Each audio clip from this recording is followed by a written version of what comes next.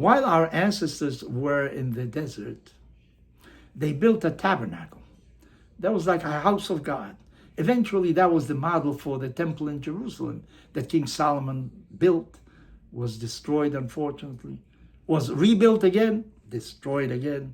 And today we keep on praying for the rebuilding of the Beit HaMikdash, of the temple in Jerusalem. There is where the tabernacle, the sacrifices were offered. And there's a story in the Bible that in the day of offering sacrifices, two of the sons of Aaron, who was the high priest, the brother of Moses, they died. What happened? They offered a strange fire, and a fire came from heaven and consumed them. What is offering a strange fire? Our rabbis aren't sure. Maybe it means that they should have waited for a flame to come down from heaven and consume the sacrifices. Maybe some say, you know what? They were drunk. Why? They tried to expand on their mind so that the spiritual moment should be greater, have a greater impact on them. Others say that they weren't married. Why weren't they married? Because they felt there is no young lady that merits to be their wives. They thought so much of themselves.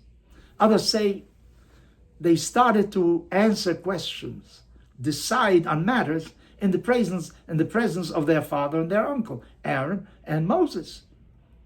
They should have waited for the elders to really reply, but yet they felt maybe they're young, they understand things in a different manner and the way things are today, and these elderly people are passé already. Maybe that is, who knows why. I think of an additional thing. Maybe because after a while, when you are in a holy place, you begin to lose a little bit of the awe, of the respect of being there. When you're there with great frequency, I think to myself, if I were ever invited to the Oval Office of the White House, it's not a possibility, but let's imagine I am invited to it.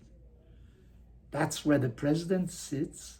That's where he signs decrees. That's where the greatest decisions are taken of the first power in the world, the most powerful man, the President of the United States. I'd have my eyes wide open to look and try to interiorize everything that I see, an extraordinary experience.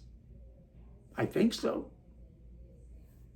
What about the lady that sweeps the floor every day of the Oval Office? Do you think she feels that? Maybe the first time, the second time, but after a while, she's just cleaning another office. That's it. You become too familiar with things and you lose respect for them. You lose awe for what really is. You know how complicated a human being is? We are an extraordinary creation. Everything that has to function so that we can live, think, love, listen to music, enjoy it. There's so many things that have to happen. Of course, today we have artificial intelligence that has enhanced many things. It's a great tool. Who created artificial intelligence? Human beings. Human beings are more intelligent than the artificial intelligence. They're the creators of it. Of course, there are dangers with it. We're told all sorts of things. We're going to sort them out. But the human being is something extraordinary. Our rabbis say that when you're asleep, you're half dead. Well, you don't move. You can't decide on anything. Well, psychologists will tell us that sleeping is very important, that our mind works and so, but there's obviously an obvious difference when you're awake or when you're asleep. Altogether different. Do you get up in the morning and say to yourself, what a wonderful thing. Here's a brilliant sun that gives life to nature, gives warmth to the earth. Do you get up in the morning and appreciate a blue sky, a river that flows and doesn't stop? Or we take these things for granted. I think that familiarity, when things happen all the time, you take them for granted. This is the way it should be. It's your right. That is the way nature is. But is that really so? Suddenly something comes that disturbs nature, and we realize that things can go wrong also. So maybe we should appreciate more. I think you should appreciate more yourself, of what you can do, of what you can accomplish in this world. You're close to yourself, obviously. You look at yourself in the mirror, you recognize yourself, unless you're unfortunately ill with Alzheimer or God knows what. Otherwise, you know who you are. Look at what a wonderful creation you really are. Look at your family, how wonderful it is to have a family.